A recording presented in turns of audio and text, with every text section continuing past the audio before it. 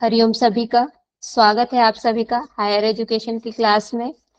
पिछले लगातार 60 डेज से हमारी क्लासेस चल रही हैं। 16 क्लासेस हमारी हो चुकी हैं, तो उसी को आगे बढ़ाएंगे। उसके लिए सबसे पहले हम प्रेयर करेंगे। आवाज क्लियर है? एक बार बता दीजिए। ओके, चलिए।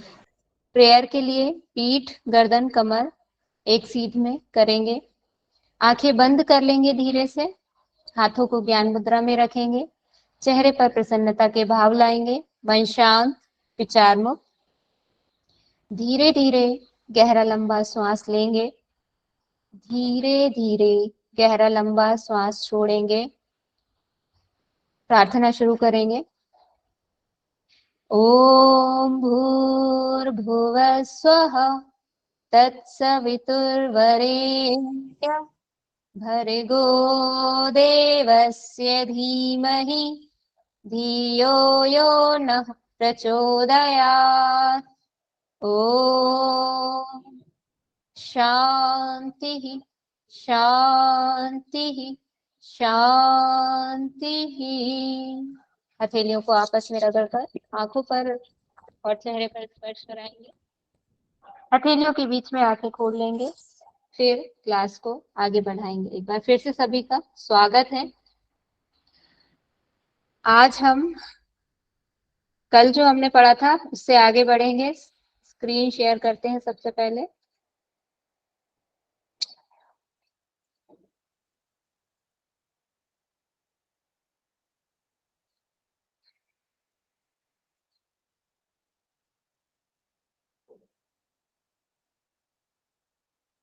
प्रेजेंट हो रही है स्क्रीन?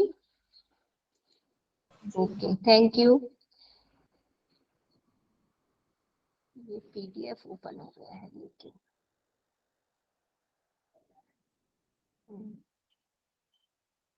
लास्ट हमने क्या टॉपिक पढ़ा था, कोई बताएंगे? क्या टॉपिक? तारकुंडे समिति। Very good. हमारा लास्ट टॉपिक था तारकुंडे समिति। उसके पहले हमने कुछ इंस्टीट्यूशंस, कमिटीज पढ़ी थी। कौन सी कमिटीज थी ये? जो शोध के क्षेत्र में अलग अलग स्ट्रीम के रिसर्च फील्ड में काम करती हैं, उनकी हेल्प करती हैं, उनको अनुदान देती हैं, मीन्स ग्रांट प्रोवाइड करवाती हैं। इसमें हमने कौन कौन सी देख ली थी? एक हमारी थी भारतीय सामाजिक विज्ञान अनुसंधान परिषद। एक हमारी देख ली थी हमने भारतीय अनुसंधान इतिहास परिषद। फिर भारतीय दर्शन अनुसंधान परिषद। इसके बाद तारकुंडे समिति हमने पढ़ी थी, जिसने विशेष रूप से क्या कहा था कि बालक के चरित्र का निर्माण हो,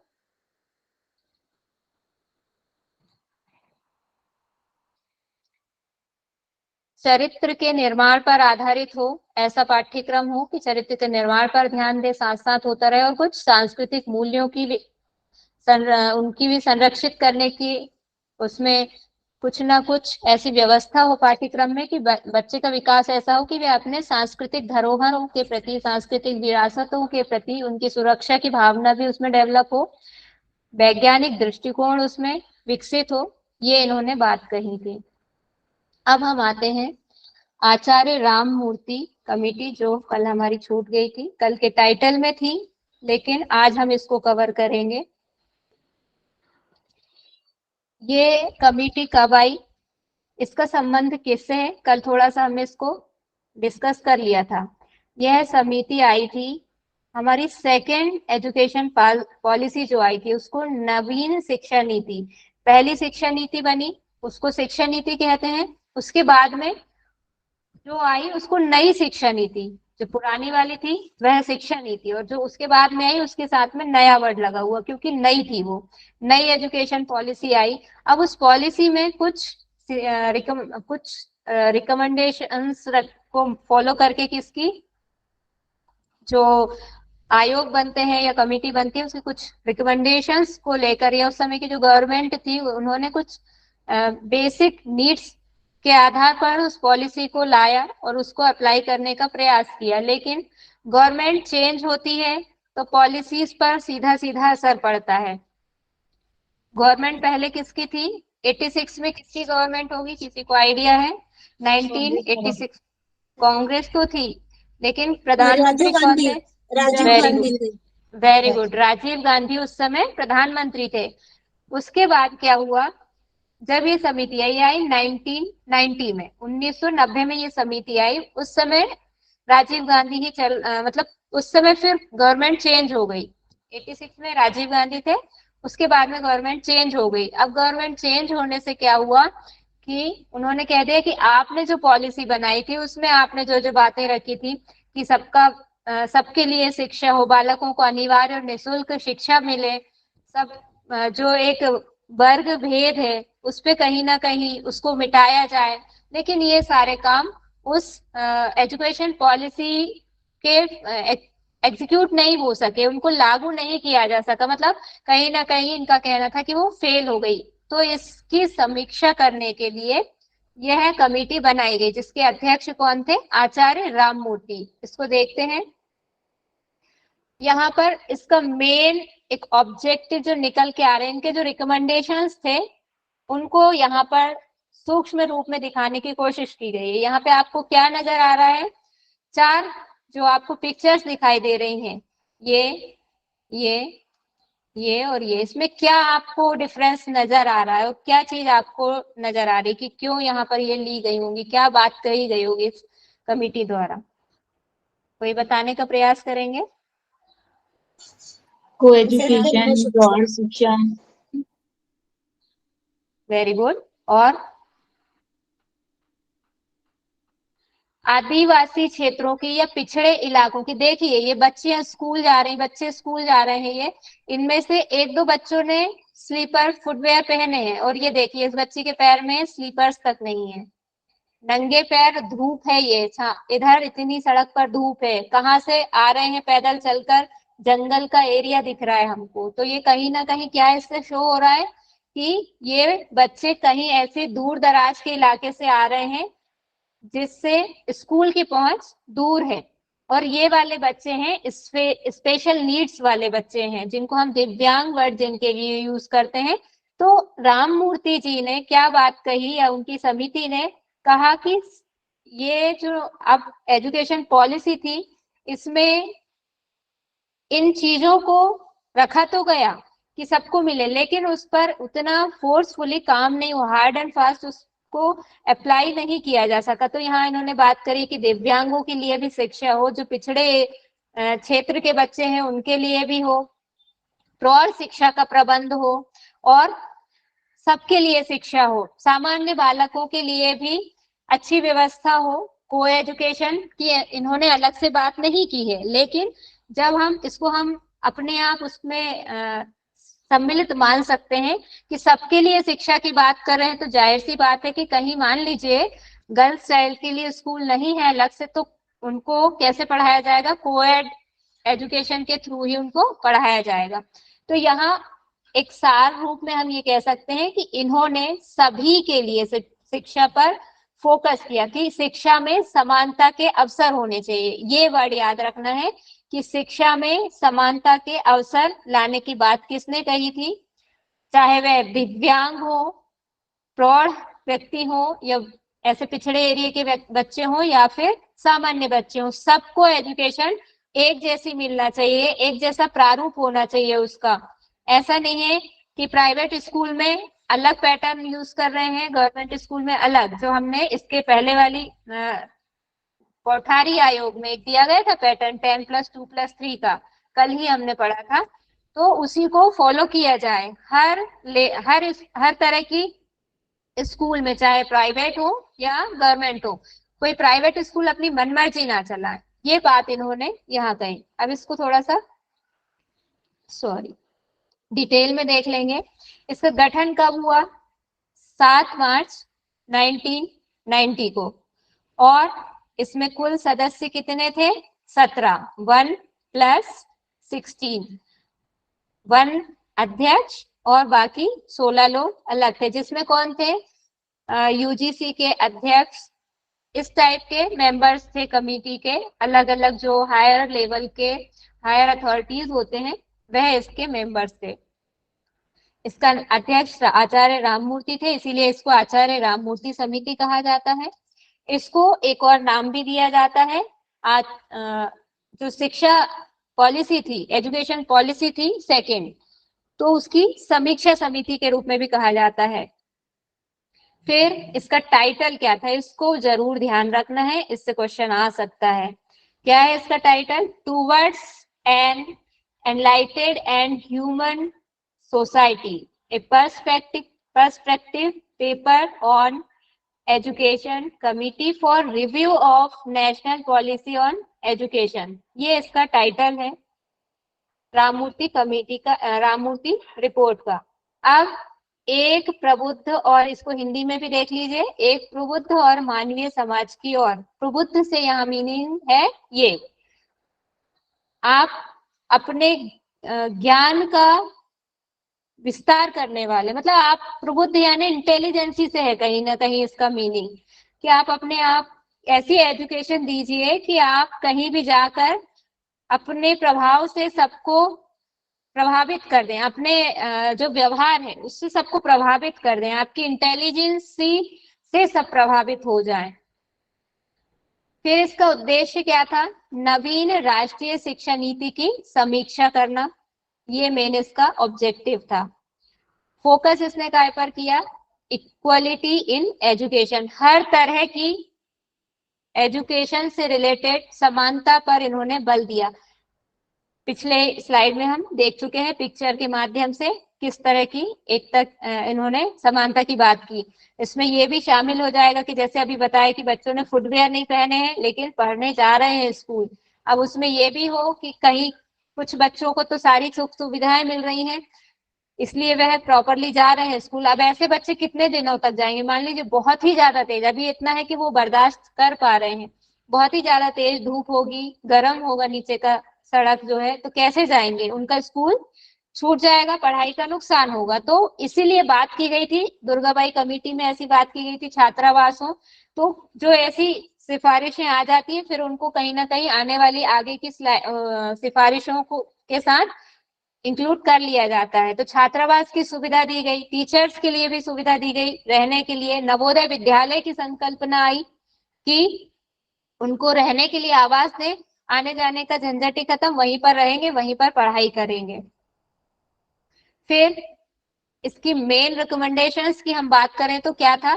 इन pre primary education upgraded the role and importance of anganwadi, anganwadi द्वारा जो कार्य किए जाते हैं प्री प्राइमरी लेवल पर बच्चों को शिक्षा देने के लिए, उसके महत्व को और उसकी भूमिका को और ज्यादा सुधार किया जाए, उसको और ज्यादा वैल्यू दी जाए, सब अपग्रेड किया जाए, उसमें नई नई चीजों की क्या है। मान लीजिए अब समय के साथ में डेवलपमेंट होता है, पहले बच्चों को सिर्फ कैसे, सारे छोटे छोटे बच्चे हैं उनको कहानी गीत सुनाए जा रहे हैं, अब उनको टेलीविजन के माध्यम से, एलईडी के माध्यम से, छोटे छोटे जो प्री नर्सरी स्कूल्स होते हैं उनमें क्या होता है, यही होता है कि टेलीविजन के माध्यम से या ऑब्जेक्ट के माध्यम से उनको सिखाया जाता है। तो ये क्या हो गया?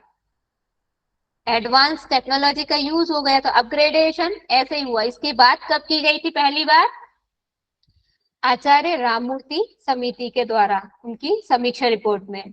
दूसरी बात क्या कही इन्होंने? शुड बी नॉमिनेटेड 100%, मतलब स्कूल में ये चीजें लगातार सब लोग कह रहे हैं, हंटर आयोग के समय से चल रही है ये बात कि स्कूल में बच्चों की उपस्थिति अनिवार्य करी जाए, उनकी ड्रॉप आउट की प्रॉब्लम को उसका सॉल्यूशन निकाला जाए। फिर क्या बात कही इन्होंने? Nature of education at primary level should be value based, value के आधार पर मूल्य संबंधी शिक्षा दी जानी चाहिए। ये भी कॉमन है, प्री वैदिक, वैदिक और उत्तर वैदिक, बौद्ध, इस्लामिक, सब में हम देख रहे हैं इसी एजुकेशन की बात प्राइमरी लेवल में हो रही है। और लैंग्वेज की बात होती है तो कौन सी वाली? मदर लैंग्वेज की ही बात होती है प्राइमरी लेवल पर। हर, चाहे कोई भी कमेटी हो, कोई भी रिपोर्ट हो, कोई भी कमीशन हो। फिर should be appropriate implementation of operation black board, operation black board जो लाया गया था 1886-87 में, उसको उसका अच्छे से ईमानदारी से क्रियान्वयन हो। क्या था इस ऑपरेशन ब्लैक बोर्ड में, इसको हम और डिटेल में आगे पढ़ेंगे, जब हम प्लान पढ़ेंगे उसमें पढ़ेंगे। इसको सूक्ष्म रूप में इतना समझ लीजिए कि बच्चों को एक एटमॉस्फेयर प्रदान करना, बहुत अच्छा उनको माहौल प्रदान करना, शिक्षा के लिए सारी चीजें उनको उपलब्ध करवाना, यहाँ इस ऑपरेशन ब्लैक बोर्ड में लाई गई थी ये कंसेप्ट। इसको बहुत डिटेल में हम कल या परसों में समझ लेंगे।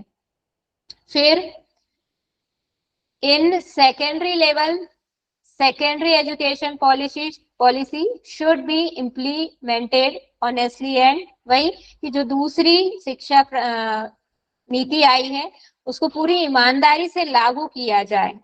और value education should be given and formula of 10 plus 2 plus 3 plus should be implemented। मतलब उन्होंने जो चला आ रहा है हमारा कोठारी आयोग ने जिसकी रिकमेंडेशन की थी 10 plus 2 plus 3 की, उसको बिल्कुल ईमानदारी से फॉलो किया जाए।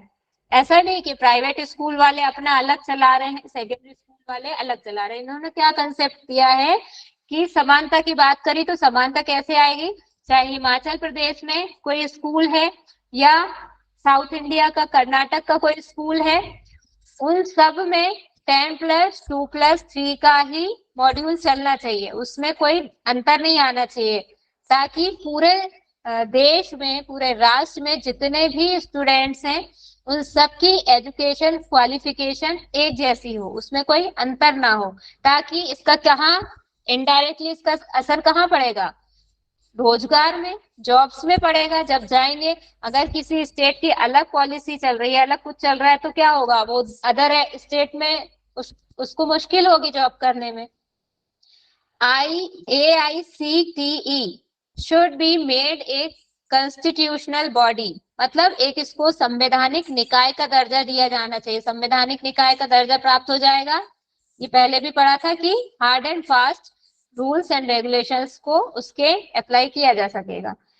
एंट्रेंस टेस्ट शुड बी, जो कॉलेज में एडमिशन लेना चाहते हैं बच्चे, उनके लिए एंट्रेंस टेस्ट कंपलसरी किया जाए। कॉलेज में प्रवेश के लिए कुछ नियम कठोर बनाए जाए, ऐसा नहीं कि कोई भी चला आ रहा है और उसका एडमिशन हो जा रहा है।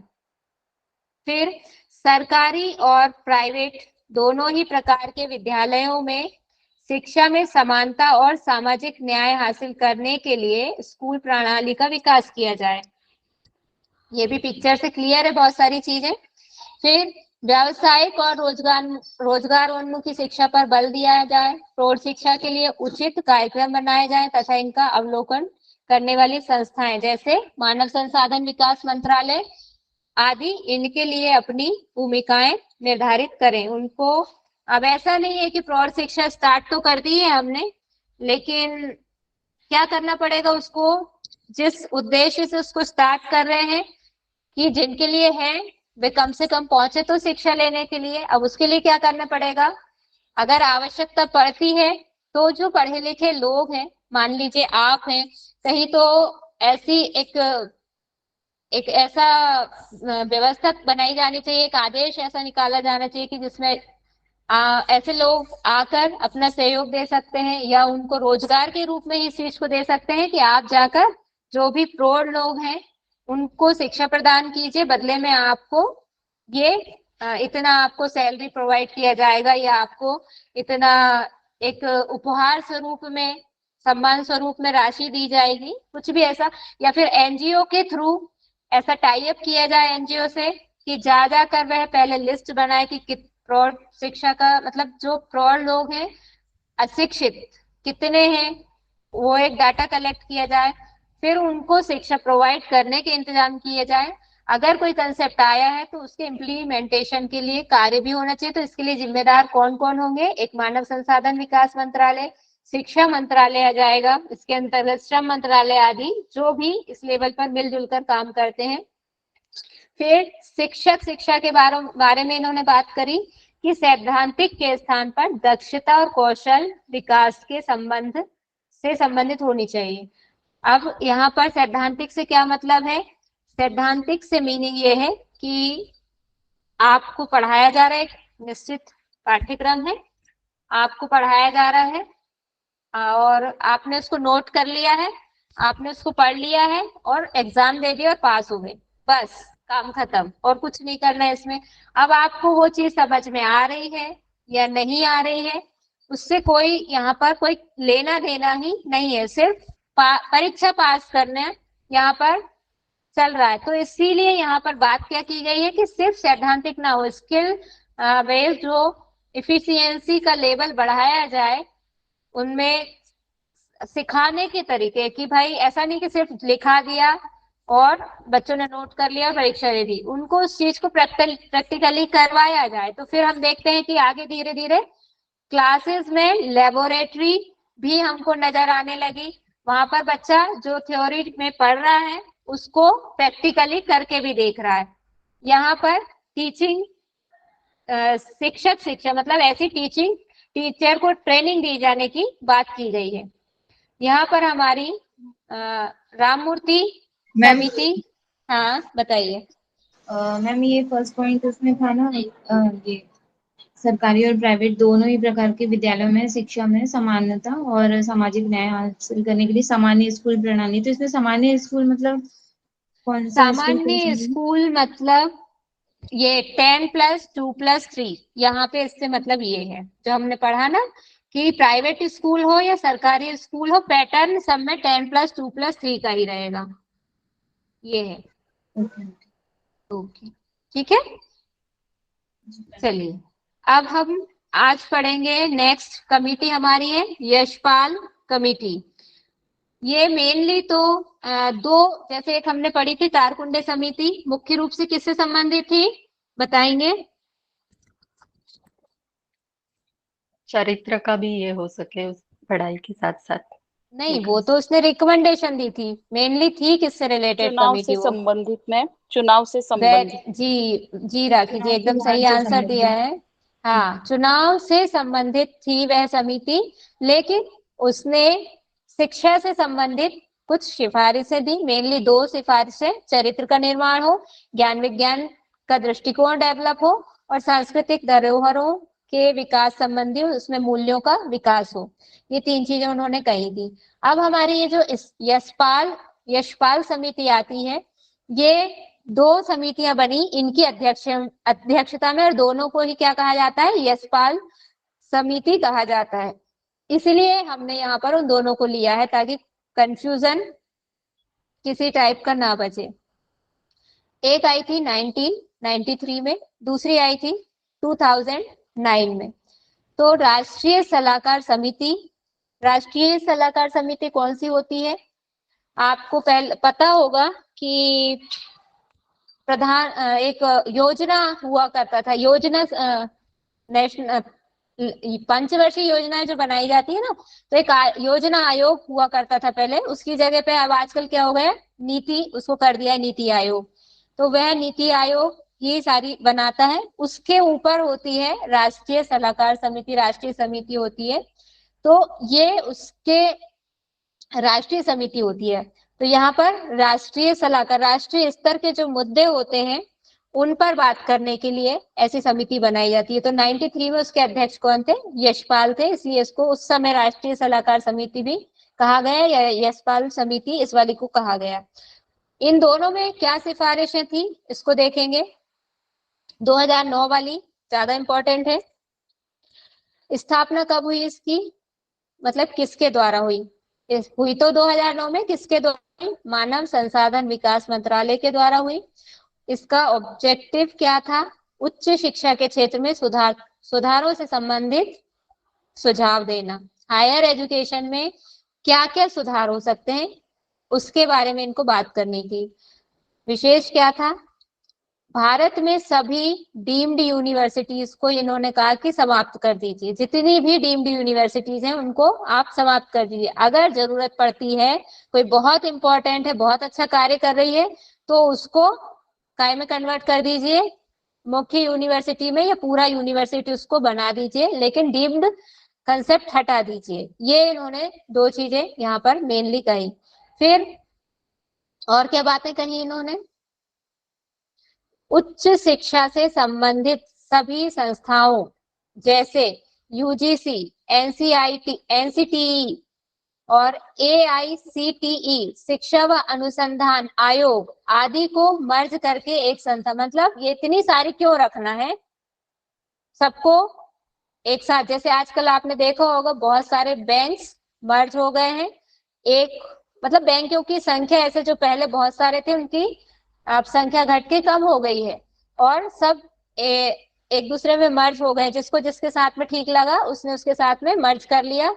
और अब उनकी ब्रांचेस हैं, बैंक बड़े बड़े एक दो हैं, जैसे यूनियन बैंक है, एसबीआई है, इन्हीं के साथ में टाई अप हो गया, ब्रांच मर्ज हो गई है बहुत सारी, और इनकी ही ब्रांच नीचे है। अब उनके जो छोटे बैंक थे उनके खुद के नाम खत्म हो गए। तो ऐसे इन्होंने कहा कि आप ये इतनी सारी अलग अलग संस्थाएं मत रखिए, आप इन सबको मिला के एक संस्था बना दीजिए और उसका नाम क्या रखेंगे? Higher education and research commission, ये उसका नाम रख दीजिए, जो किसी भी प्रकार के राजनीतिक दबाव से पूरी तरह से मुक्त रहेगा। कौन सा कंसेप्ट है ये? पूर्व वैदिक काल और बौद्धकालीन शिक्षा प्रणाली में कैसा था? राजनीतिक कोई दबाव नहीं था, कोई नियंत्रण नहीं था, स्वतंत्र एक बॉडी थी, अपने डिसीजन खुद लेने थे शिक्षा के मामले में। तो वही यहाँ पर कंसेप्ट इन्होंने भी लिया है कि हम ऐसा एक बना दें, उस आयोग बना दें जो इन सब से मिला हुआ होगा और उसका ये नाम होगा, उसको पूरे राजनीतिक दबाव से मुक्त रखा जाए। नहीं तो पॉलिटिक प्रेशर आता है, चीजें गलत होती हैं। कैसी होती है उनकी चर्चा हम यहाँ पर नहीं करेंगे, सबको बहुत अच्छे से पता है। इसके अध्यक्ष का पद मुख्य चुनाव आयोग के पद के बराबर होगा। ये सारे स्टेटमेंट क्वेश्चंस हैं, बहुत ध्यान से इनको समझिएगा और याद रखिएगा कि ऐसे स्टेटमेंट किस समिति के द्वारा दिए गए? यशपाल समिति 2009। क्या बोला है इन्होंने? ये बात कर रहे हैं कि higher education and research commission, इसका अध्यक्ष जो भी बनेगा उसका जो पद है, पद नाम है, वह किसके लेवल का होगा? जो भारतीय चुनाव आयोग का अध्यक्ष है उसके बराबर का होना चाहिए, उसके समकक्ष दर्जा इसको प्राप्त होना चाहिए। फिर उसके बाद में क्या बोला है उन्होंने? मैम मतलब यहाँ बराबर पे होगा एचआरडी मिनिस्टर के बारे में बात हो रही है। नहीं, एचआरडी मिनिस्टर नहीं, एचआरडी मिनिस्टर अलग हो जाता है। चुनाव आयोग मतलब जो इलेक्शन कमिश्नर होता है उसके बराबर होना चाहिए, ठीक है? यस। नियामकों जैसे कि बार काउंसिल ऑफ इंडिया आदि के अधिकार क्षेत्र को केवल प्रशासनिक मामलों तक सीमित रखते हुए सभी शैक्षणिक जिम्मेदारियों को निभाना चाहिए। यहाँ पर क्या हो गया है? केवल प्रशासनिक मामलों तक सीमित रखते हुए सभी शैक्षणिक जिम्मेदारियों को निभाना चाहिए। आप केवल प्रशासनिक मामले, अब हर चीज में प्रशासनिक मतलब डिसीजन से रिलेटेड है ये, कि जो भी डिसीजंस लेने एक हायरार्की में उस तक आप सीमित रखिए, और जो भी शैक्षणिक जिम्मेदारी मतलब एजुकेशन से रिलेटेड कोई रूल्स एंड रेगुलेशन बनाना है, पॉलिसी बनाना है, कोई चीज अप्लाई करना है, पूरा ध्यान उस पर दीजिए, आप अच्छे से उसको करिए।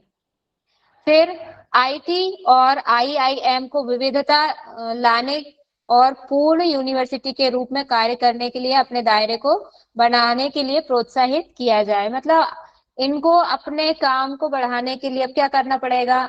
इंस्टीट्यूशंस ज्यादा खोलेंगे, उसके अंडर में कॉलेजेस ज्यादा खोलेंगे। इसी का असर है कि आज की डेट में मतलब जिसको भी देखो, जिस भी बच्चे से पूछो क्या कर रहे हो, इंजीनियरिंग कर रहे हैं, होता है। आप देखना हर तीसरा बच्चा आज की डेट में क्या कर रहा है, बताइए? यस मैम, इंजीनियरिंग ही कर रहे हैं।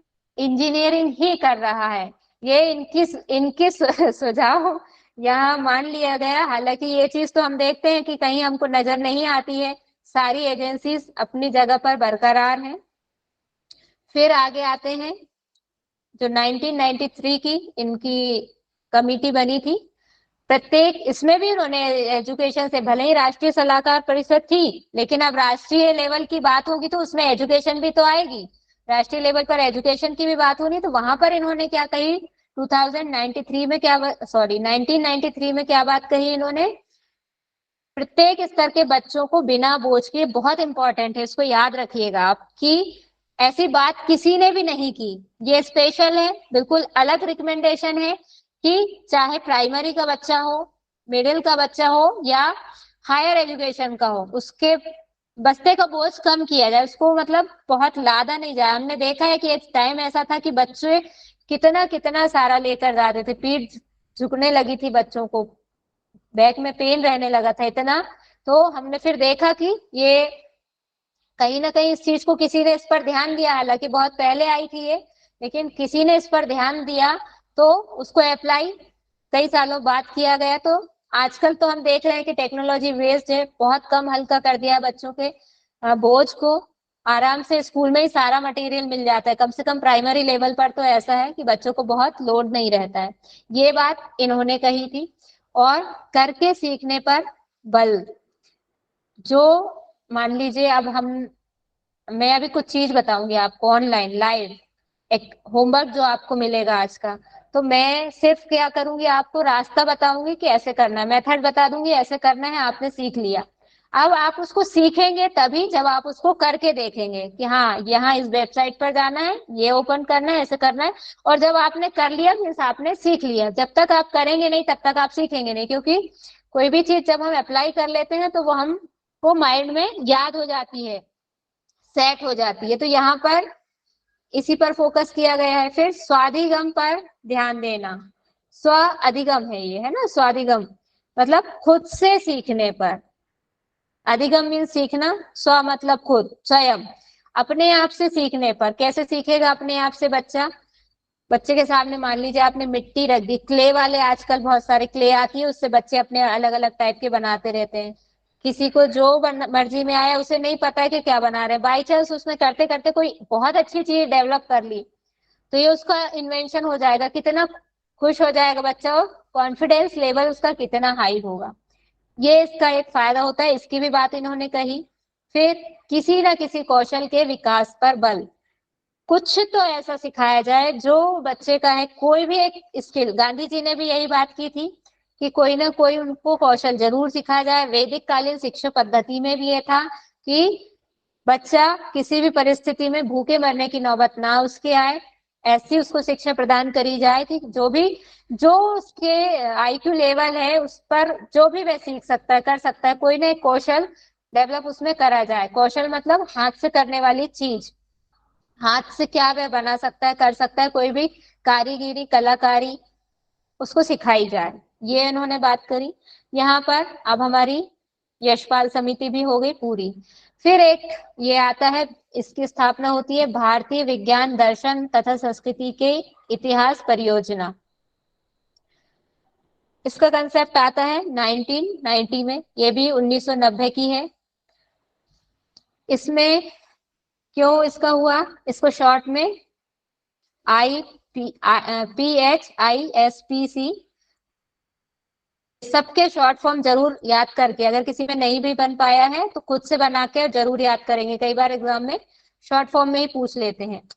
तो इसका 1990 में ICPR से संबंधित एक इंटर डिसिप्लिनरी स्टडी के रूप में इसे तैयार किया गया था। ICPR हमने पीछे पढ़ा था, ये है ICPR, भारतीय दर्शन अनुसंधान परिषद। इसके अंतर्गत हमने देखा था बहुत सारे इंस्टीट्यूशंस इसमें आ रहे थे, इसलिए इसका हमने क्या देखा था कि बहुत विस्तृत आधार वाला इसकी क्या है, मेंबरशिप है। तो इसी के आधार पर यहाँ हम देख रहे हैं 1990 में एक इंटर डिसिप्लिनरी, अंतर अनुशासन अध्ययन के रूप में इसको तैयार किया गया, और 1997 में इसको एक ऑटोनोमस बॉडी के रूप में क्या कर दिया गया, तैयार कर दिया गया, बना दिया गया। वर्तमान में इसकी क्या स्थिति है, वर्तमान में यह centre for studies in civilisation SCS से संबद्ध है।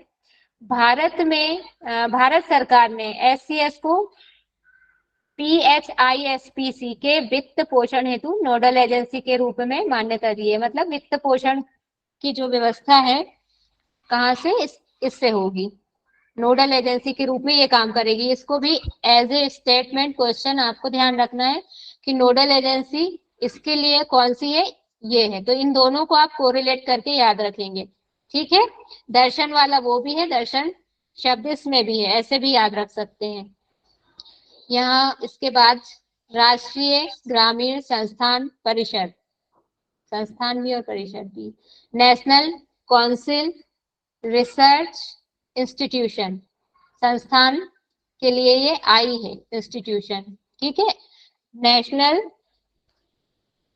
काउंसिल और रूरल इंस्टीट्यूशन, इसमें कुछ नहीं है, सिर्फ इसका गठन क्या हुआ है, किस लिए हुआ है, ग्रामीण क्षेत्र में हायर एजुकेशन को बढ़ावा देने के लिए 19 अक्टूबर 1995 में। 19 अक्टूबर को क्या होता है, किस लिए डेट जानी जाती है 19 अक्टूबर? इंदिरा गांधी से रिलेटेड है, कहीं पढ़ के आएंगे। हाँ बताइए प्रियंका। बर्थडे हाँ इंदिरा गांधी बर्थडे है ना।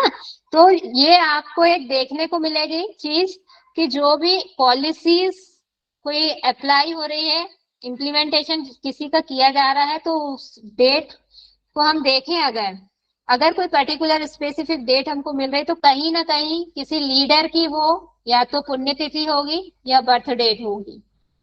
पुण्यतिथि और बर्थडे अलग अलग है ना। पुण्यतिथि मतलब ब्रह्मलीन वाली स्थिति, इसे ये भी याद रख लीजिएगा, इसे महात्मा गांधी राष्ट्रीय ग्रामीण संस्थान परिषद भी कहा जाता है। इसका क्या काम है, ग्रामीण क्षेत्रों में जाएंगे, जा जाकर पता लगाएंगे कि वहां पे हायर एजुकेशन की क्या स्थिति है, और अगर खराब स्थिति है, ठीक नहीं है, तो उस समस्या को दूर करने के लिए क्या किया जा सकता है, उस सबसे रिलेटेड काम यह कमेटी करेगी। यह परिषद, हाँ कमेटी करेगी, ठीक है। काउंसिल, सॉरी कमेटी नहीं, काउंसिल है ये। क्लियर है इतना? इसमें किसी को कोई डाउट हो तो बताइए, फिर आगे बढ़ेंगे। अगला बहुत इंपॉर्टेंट टॉपिक हम स्टार्ट करेंगे। मैम कमेटी और काउंसिल में क्या डिफरेंस है? अलग अलग है। काउंसिल में देखिए, जैसे काउंसिल में आप ऐसे समझ सकते हैं कि कम उस पर रहेगी ये, मेंबर्स की भी बात करें तो कम उस पे रहेगी, और कहीं ना कहीं ये एक अथॉरिटी बॉडी के रूप में काम करती है। उसको मतलब उसने जो लाया है उसको लागू किया जाता है। कुछ संशोधन की अगर आवश्यकता पड़ती है तो संशोधन हो सकते हैं, बाकी मोस्टली उसको अप्लाई कर दिया जाता है। और कमिटी में क्या होता है कि कमिटी वैसे ही है, आप उसको वैसे ही समझ सकते हैं जैसे मौलिक अधिकार और मौलिक कर्तव्य, उसी कंसेप्ट के आधार पे आप अंतर दोनों में समझ सकते हैं कि एक ही चीजों को हार्ड एंड फास्ट लागू नहीं किया जा सकता, वैसे सिर्फ सुझाव दे सकते हैं, माना जाए या ना माना जाए ये जरूरी नहीं है। और समिति में बहुत सारे लोग हो सकते हैं, लेकिन इसमें कहीं ना कहीं लिमिटेशंस होती है, ठीक है। मतलब उसका सब टाइटल कह सकते हैं काउंसिल कमेटी? नहीं नहीं नहीं नहीं, सब टाइटल नहीं है, का कंसेप्ट ही अलग अलग होता है।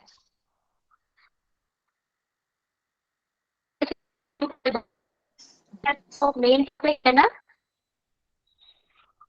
उस पर हम बढ़ते हैं। ये मैम वॉइस ब्रेक हो रही है। ओके, एक मिनट, नेटवर्क का कुछ इशू हो सकता है। अभी ठीक है? अभी ठीक है वॉइस मेरी? ओके। हम ये कह रहे हैं कि इस, हाँ ठीक है, इस पे अपन कल डिस्कस कर लेंगे डिटेल में। अभी हम हमारा जो नेक्स्ट टॉपिक है उसको आगे बढ़ा लेते हैं, बहुत अच्छे से एग्जाम्पल के थ्रू समझ लेंगे उसको, कमिटी और काउंसिल में अंतर को, ठीक है। ओके। प्रियंका जी, आपका डाउट? यस मैम, चलिए यस। ठीक है। अभी हम बहुत इम्पोर्टेंट टॉपिक अपना स्टार्ट करने वाले हैं। आपकी क्लास कितने बजे से नेक्स्ट, ये बताइए पहले। 5 5 बजे बजे। से। 5 से है। चलिए जितना हो जाता है ऑलमोस्ट इसको कवर करेंगे हम।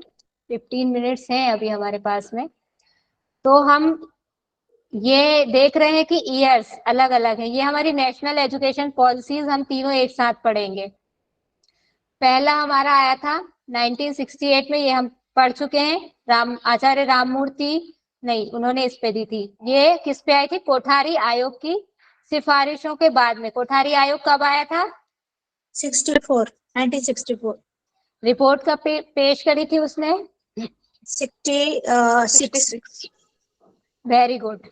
64 में आया, 64 में 66 में रिपोर्ट दी और 68 में ये नेशनल एजुकेशन पॉलिसी फर्स्ट हमारी आ गई।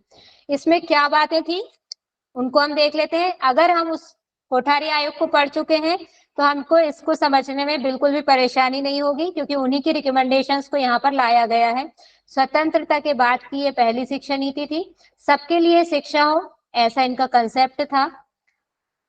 सबके लिए मीन्स सबके लिए, चाहे दिव्यांग हो, पिछड़े इलाकों के बच्चे हो, प्रौढ़ व्यक्ति हो या सामान्य बच्चे हो, सभी को इनको एजुकेशन देनी है, ऐसा इनका कंसेप्ट था। शिक्षा का पैटर्न इन्होंने क्या बताया? 10+2+3। ये सब कोठारी आयोग की रिकमेंडेशन यहाँ पर अप्लाई की गई है। माध्यमिक स्तर पर त्रिभाषा सूत्र दिया। त्रिभाषा सूत्र क्या था? मदर टंग और राष्ट्रीय भाषा हिंदी और इंग्लिश। Very good. vernacular 3 भाषा। हाँ, वर्नाकुलर नहीं आएगी इसमें। वर्नाकुलर याद रखिए, बस वर्नाकुलर को प्राइमरी तक सीमित रखिए। हर जगह वर्नाकुलर कहाँ है? प्राइमरी लेवल पर है। यहाँ पर माध्यमिक में हिंदी, इंग्लिश और एक वर्नाकुलर लैंग्वेज उसमें आएगी। लेकिन एक स्पेशल अगर अकेले की बात करें तो वर्नाकुलर प्राइमरी में है। यहाँ पर मिडिल एजुकेशन में उसको 3 भाषा के साथ में उसको ला रहे हैं। एक बात इन्होंने कही है कि 14 वर्ष तक के बच्चों के लिए अनिवार्य और निशुल्क शिक्षा हो। अनुच्छेद 45 याद रखिएगा, एग्जाम में पूछा जाता है। ये क्या है इस अनुच्छेद से मीनिंग? संविधान, भारतीय संविधान के अनुच्छेद में ये बात की गई है, व्यवस्था की गई है कि 14 वर्ष तक के बच्चों को निशुल्क और अनिवार्य शिक्षा प्रदान की जाए। फिर बच्चों की शाला त्याग समस्या का समाधान हो। ड्रॉप आउट, एडमिशन ले लेते हैं लेकिन बीच में पढ़ाई छोड़कर चले जाते हैं। फिर अभी हम इसको देख लेते हैं, इसमें कुछ चीजें और हैं, उनको हम पीपीटी के पीडीएफ के माध्यम से देखेंगे, पिक्चर के माध्यम से। नई शिक्षा नीति 1868 को देखते हैं। शिक्षा के क्षेत्र में आधुनिकीकरण और आईसीटी की भूमिका पर जोर। ये सबसे इसकी स्पेसिफिक बात है कि कंप्यूटर बेस्ड एजुकेशन की बात यहाँ पर की गई। आपने देखा होगा कब आई है? ये 86 में आई है। धीरे धीरे कंप्यूटर का जमाना आ गया था तो उस पर आधारित शिक्षा को लाने की बात यहाँ पर की गई। और क्या बात की गई? अधिकांश शासकीय योजनाओं जैसे सर्व शिक्षा अभियान, mid day meal, Navodaya Vidyalaya, केंद्रीय विद्यालय और शिक्षा में आईटीसी का प्रयोग इसी एजुकेशन पॉलिसी से स्टार्ट हुआ। अगर आपसे पूछा जाता है, आपको मान लीजिए ईयर नहीं भी पता है, पूछ लिया है कि सर्व शिक्षा अभियान कब स्टार्ट हुआ, मिड डे मील कब स्टार्ट हुआ, तो एक आप गैस कर सकते हैं, लॉजिक लगा सकते हैं कि सेकेंड एजुकेशन पॉलिसी में आया। सेकेंड एजुकेशन पॉलिसी आई तो 86 में, लेकिन इसको और 86 में ये स्टार्ट की गई, लेकिन इसको रिव्यू किया गया फिर से पीवी नरसिंह राव की सरकार में। फिर 92 में इसको फिर से संशोधित करके लेके आए। तब मिड डे मील उस समय आया, 95 से स्टार्ट हुआ मिड डे मील स्कूलों में, प्राइमरी मिडिल स्कूलों में। किसी ने देखा होगा, अगर उस समय आपके सामने आया होगा तो आपको याद होगा कि मिड डे मील शुरू हुआ था। मिड डे मील में मतलब भोजन की व्यवस्था भी बच्चों के वहीं पर की जाएगी। स्टार्टिंग में सबसे फर्स्ट जब एकदम शुरू हुई थी, हमको याद है कि जो दलिया होता, मीठा वाला थुली जिसको बोलते हैं, मीठा गेहूं के जो दाने होते हैं पीस के, रवे के और उसके दलिये के बीच का एक होता है जो उसका साइज गेहूं के दाने का, उसको बोलते हैं। तो वो मीठा फूड बनाया जाता था, उसका वो बंटता था मिड डे मील में उस समय। उसके बाद धीरे धीरे उसका कंसेप्ट चेंज होता गया, उसमें एक पूरा हफ्ते का प्लान बनाते हैं, चार्ट बनाते हैं, उसको अकॉर्डिंग आजकल देते हैं। फिर शिक्षा का पैटर्न कैसा इन्होंने बताया, जैसा कि ये था, इसी को फॉलो किया है शिक्षा के पैटर्न को। महिला शिक्षा, प्रौढ़ शिक्षा पर विशेष बल देने की बात की है। अब इसको किससे रिलेट करना है, एक समिति हम बाद में पढ़ चुके हैं, राममूर्ति समिति। इसको कोठारी आयोग से रिलेट करना है, इसको राममूर्ति समिति से रिलेट करना है। दोनों हम पढ़ चुके हैं, तो इन दोनों शिक्षा नीतियों को समझने में भी हमें कोई प्रॉब्लम नहीं होगी। मैम रिमाइंडर करने के लिए हमको 68 और 86 अपोजिट है तो याद रह जाएगा 68 86। हाँ बिल्कुल बिल्कुल एग्जैक्ट, बहुत अच्छे से याद रह जाएगा। वर्तमान शिक्षा मंत्रालय का आधुनिकीकरण करने के लिए शिक्षा नीति के 5वें भाग में शिक्षा के सभी स्तरों पर बल दिया गया और पूर्व प्राथमिक और उच्च शिक्षा की पाठ्यचर्या में सुधार करने की बात की गई। इसको ऐसे देख लेते हैं, स्लाइड को छोटा करके। ये क्या बात इसमें की गई है,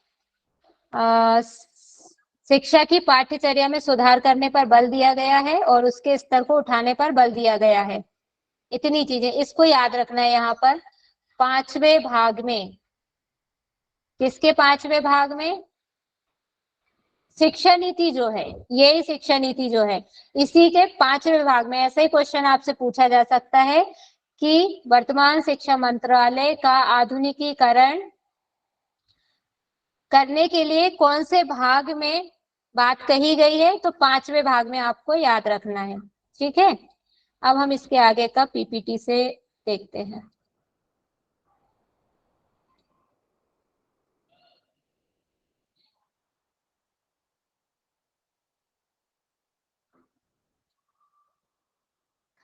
ये दिखाई दे रहा है ठीक, कि लाइट जाने से टाइप नहीं हो पाएगी। यहाँ पे ये तीनों साथ साथ चल रही है, देखिए ये हमने जो पढ़ लिया था ना, उसके आगे का है। अब यहाँ पर पेन शो नहीं हो पाएगा, थोड़ा सा सहयोग करेंगे, ऐसे समझने का प्रयास करेंगे। ड्रॉप आउट का समाधान हो, 1962 वाली में हम चल रहे हैं। दिखाई दे रहा है ना, ये 1962 लिखा हुआ है, जूम करके भी देख सकते हैं आप इसको, और मैं भी जूम कर देती हूँ। ठीक है, अभी 1962 में ड्रॉप आउट का जो प्रॉब्लम था उसको समाधान किया जाए, ऐसी बात की गई है। समाधान करने के लिए काम करने की बात की गई। शिक्षक को पर्याप्त, सॉरी मैम, हाँ 62 था ना या 68 था यहाँ? 60 एरर है, वो स्पेलिंग एरर है। 60 4 हाँ 68 ना? नहीं 68 अपोजिट है ना दोनों, 86 और 68, तो यहाँ पे 68 आएगा। वो मैं टाइपिंग है कॉटन मतलब, कमीशन बोल रही थी, वो 64 है राइट। हाँ ये 68 है। ये गलत लिख गया है। तो शिक्षक को पर्याप्त सम्मान मिले, एक बात इन्होंने ये कही, और दो दो बार लिख दिया है उसी को। प्रशिक्षण मिले, एक तो सम्मान मिले और प्रशिक्षण भी मिले उसको कि कैसे पढ़ाया जाना चाहिए। फिर राष्ट्रीय अंतर्राष्ट्रीय स्तर पर लिखने पढ़ने बोलने की स्वतंत्रता हो उसको, टीचर को। शिक्षा की संरचना संपूर्ण देश में एक समान होनी चाहिए। राष्ट्रीय विद्यालय प्रणाली एक जैसी, वही 10+2+3 का फॉर्मूला होना चाहिए। प्रारंभिक स्कूल में मातृभाषा हो और विश्वविद्यालय में शोध के स्तर में सुधार, मजबूती, ऐसी बातें इन्होंने कही। सुधार लाया जाए, मजबूती लाई जाए। विज्ञान और गणित शिक्षा पर बहुत बल दिया इन्होंने। ये जो नई शिक्षा नीति थी 68 की, विज्ञान और गणित की शिक्षा पर बहुत जोर दिया। बहुत अधिक सफल नहीं रही है, इसीलिए आचार्य राममूर्ति नहीं सफल नहीं रही। फिर उसके बाद में अगली नेशनल एजुकेशन पॉलिसी इसके बाद में लाई गई। अब इसी का जो संशोधन था 92 में, जो संशोधन इसका हुआ उसके बारे में बात करेंगे। ये फिर गड़बड़ लिख गया है, नहीं ये सही लिखा है। अब ये दो, एक पूरी हो गई है सेकेंड सही एजुकेशन पॉलिसी, हाँ सही है 86 पूरी to हो गई है, 92। हाँ ठीक है वो। अब यहाँ से आगे बढ़ेंगे हम। आईसीटी के महत्व पर बल देने की बात यहाँ पर हुई। कंप्यूटर के महत्व को और कंप्यूटर के उपयोग को लाने की बात हुई। यूनिवर्सिटी और कॉलेज को कुछ स्वायत्तता प्रदान की जाए, कुछ नियम खुद उनको बनाने की छूट दी जाए। शिक्षा के क्षेत्र में प्रशासनिक व्यवस्था कर उसका विकेंद्रीकरण कर दिया जाए। गैर औपचारिक शिक्षा का नेटवर्क पेश किया जाए। छात्राओं को आवास उपलब्ध कराए जाएं। शैक्षिक विकास की समीक्षा करने और शिक्षा सुधार के लिए आवश्यक परिवर्तनों के निर्धारण में केंद्रीय सलाहकार बोर्ड एजुकेशन महत्वपूर्ण भूमिका निभाएगा। ये इसको एक जिम्मेदारी दे दी केंद्रीय सलाहकार बोर्ड को कि जो भी आवश्यक सुधार करने हैं, परिवर्तन लाने हैं, उस पे काम आप करेंगे। गैर सरकारी संगठनों को देश की शिक्षा सुविधा प्रदान करने के लिए प्रोत्साहित करना। जो भी जैसे जिसको हम एनजीओ बोलते हैं, एनजीओ क्या काम करते हैं? काम खुद करते हैं लेकिन उनको फंड प्रोवाइड करवाती है गवर्नमेंट। उनको जितना लगाना है अपने साइड से लगाते हैं, लेकिन गवर्नमेंट से उनको फिर पैसा मिलता है कि आप ये काम कर रहे हो, इसको यहाँ पे ऐसे यूज कर सकते हैं। ये हो गया। फिर इसके आगे, इसी के आगे ही है, इस शिक्षा नीति के 5th भाग में सभी स्तरों का पुनर्गठन करने पर बल दिया गया और पूर्व प्राथमिक और उच्च शिक्षा की पाठ्यचर्या में सुधार करने और उसके स्तर को उठाने पर भी बल दिया गया। पूर्व प्राथमिक शिक्षा की व्यवस्था की जाएगी। इस स्तर पर बच्चों के पोषण पर विशेष ध्यान दिया जाएगा। उनके शारीरिक स्वास्थ्य पर ध्यान दिया जाएगा। 90% बच्चों को 1 किलोमीटर की दूरी पर, अभी हम देख रहे थे बच्चे क्या पता कहाँ से कितनी दूर से पैदल चले आ रहे थे, तो इसलिए ये एक टारगेट दिया है। कितने? 90% बच्चों को। किसी स्कूल में 100 बच्चे हैं तो 90 बच्चों मतलब किसी एरिया में, किसी गांव में, मान लीजिए किसी इलाके में, क्षेत्र में जितने भी बच्चे हैं उसमें से 90% जो बच्चे हैं उनको 1 किलोमीटर की दूरी पर स्कूल मिले, और जो शेष बचे हुए 10% स्टूडेंट हैं उनको भी 1990 तक, अभी बात क्या हो रही है, कहाँ पर है, कौन से ईयर में है, 86 और 92 की इसमें ये बात की गई है कि कुछ को तो अभी कर दिया जाए जो पॉलिसी चल रही है उसमें, और जिनके पास नहीं है तो उनके लिए 1990 तक का टारगेट दिया गया है कि नहीं, ये हाँ ऐसा है, इसमें 1990 तक का टारगेट दिया गया है इनके लिए। और फिर 1995 तक के 14 वर्ष तक के आयु के बच्चों के लिए 100% बच्चों को उच्च प्राथमिक शिक्षा सुलभ हो, इसकी व्यवस्था 1995 तक करी जाए। ये बात यहाँ पर की है। प्राथमिक विद्यालय की दशा में सुधार हो, कि सही व्यवस्था हो, बच्चों की पहुंच में आए, शिक्षण प्रणाली भी, शिक्षण सुविधाएं भी और संस्थाएं भी, सब कुछ उनकी पहुंच में हो। 86 में ही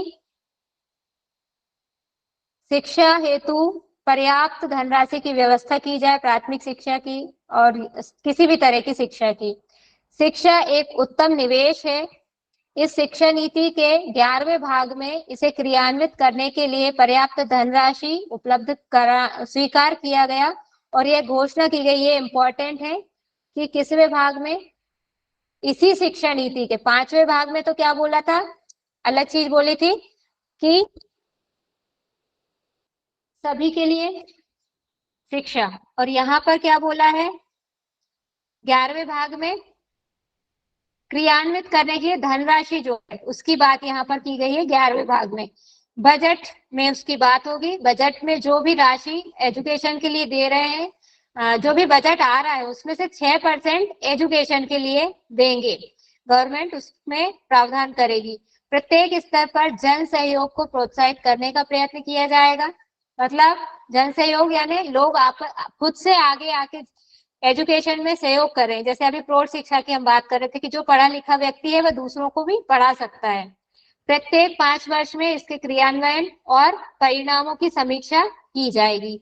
एक चीज यहाँ पर कि हर 5 साल में इसको देखा जाएगा कि हमने जो चीजें लाई थी, जो हमने एक टारगेट लेके चले थे, वो पूरा हुए या नहीं हुए, तो इसके लिए एक समीक्षा बैठक की जाएगी, समीक्षा समिति बनाई जाएगी। जैसे कि एक अभी हमने पढ़ी थी, आचार्य राममूर्ति समिति बनी थी। तो इस तरह से ये हमारी हो गई है। और भी बची है अभी, ये पढ़ लिया है हमने, 5वें भाग वाला। हाँ ठीक है, ये हो गया है।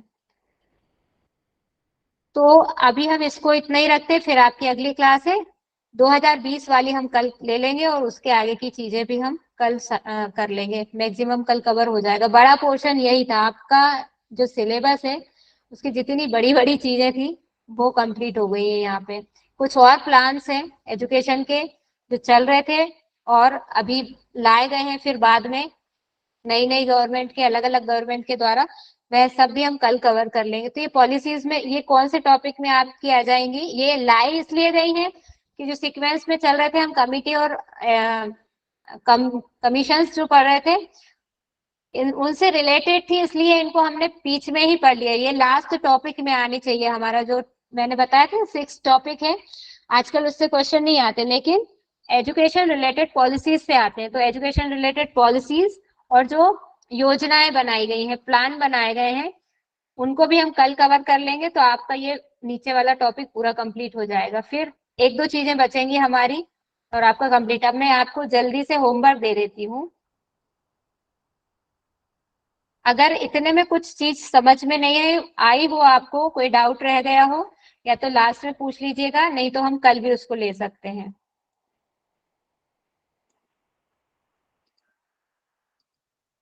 होमवर्क आपका ये रहेगा, आप गूगल पर जाएंगे, हायर एजुकेशन की वेबसाइट आप ओपन करेंगे, इंडिया का हायर एजुकेशन डिपार्टमेंट,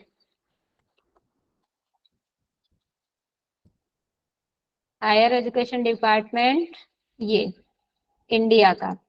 इसमें जाकर आप जाएंगे इंस्टीट्यूशंस में, यहाँ पर इंस्टीट्यूशंस में जाकर आप हायर एजुकेशन में जाएंगे। यहाँ से आपको ये सारे आईआईटीज मिल जाएंगे, इनकी लिस्ट मिल जाएगी, ये आपको नोट करनी है, आईआईएम्स। और एक चीज और, ये एपेक्स लेवल बॉडीज जो है, ये जो हमने पढ़े थे ना, शोध से संबंधित जितनी समितियां थी, काउंसिल्स थी, ये सब आ गई हैं यहाँ पर। इनको आपको यहाँ से और डिटेल में अगर आपको लगता है कि पढ़ना है तो आप यहाँ से पढ़ सकते हैं। बाकी आपको ये आईआईटी की लिस्ट, क्योंकि एक आपका जो पोर्शन है सिलेबस में व्यावसायिक और तकनीकी कौशल शिक्षा, आधारित शिक्षा वाला, professional technical and skill based, इससे कहाँ से क्वेश्चन आते हैं, इसके क्वेश्चन यहीं से आते हैं, आईआईटीज और आईआईएम्स की। आपसे पूछा जाएगा किस जगह पर है, कब स्थापना हुई है, तो वो लिस्ट आपको यहाँ से बनानी है। ये आपका होमवर्क है आज का। इसके बारे में और चीजें फिर हम कल बता देंगे। काउंसिल्स के बारे में आपको पढ़ना है, ये इतनी काउंसिल्स हैं, यूजीसी के बारे में भी दिया हुआ है, ये आप यहाँ से कर सकते हैं। जो चीजें आपको मिल रही हैं वो आप यहाँ से कर सकते हैं, जो नहीं मिल रही थी सिलेबस में उनको कवर करवा दिया है, ठीक है। पॉलिसी बची है, उसको कल कर लेंगे। तो ये हमारा आज का हो गया है। आशा है इतना आपको समझ में आया होगा अभी तक का। बता दीजिए एक बार, फिर क्लास ओवर करते हैं शांति पाठ करके। Okay, thank you. Thank you ma'am, Hariom. Hariom. Prayer कर ले, उसके बाद क्लास छोड़ेंगे। आप लोग ऐसे नहीं जाएंगे, अभी प्रेयर करते हैं। हरिओम। मैम हम प्रेयर क्लास करेंगे। छोड़ ही नहीं रहे मैम, अगली क्लास है ना। क्लास नहीं छोड़। ओके, तो प्रेयर तो करनी पड़ेगी ना ये वाली क्लास ओवर करने के लिए। हाँ मैम। कल प्रियंका जी ने बहुत अच्छी करवाई थी प्रेयर। आज है कि नहीं प्रियंका जी? लेकिन अभी लंबी प्रेयर नहीं करेंगे, शॉर्ट में करेंगे, क्योंकि फिर आपकी लेट होगी क्लास। चलिए प्रियंका पांडे जी, शॉर्ट में करवा दीजिए, आइए।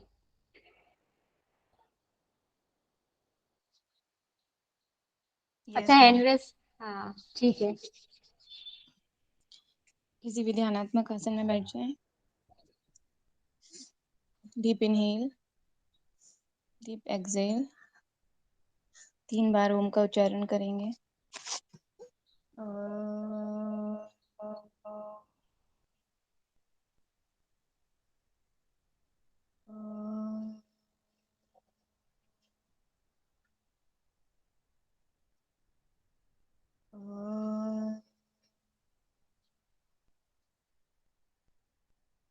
दोनों हथेलियों को आपस में घर्षण करें और सकारात्मक ऊर्जा का अनुभव करते हुए अपने मुखमंडल पर लगाएं। धन्यवाद। हरिओम सभी को।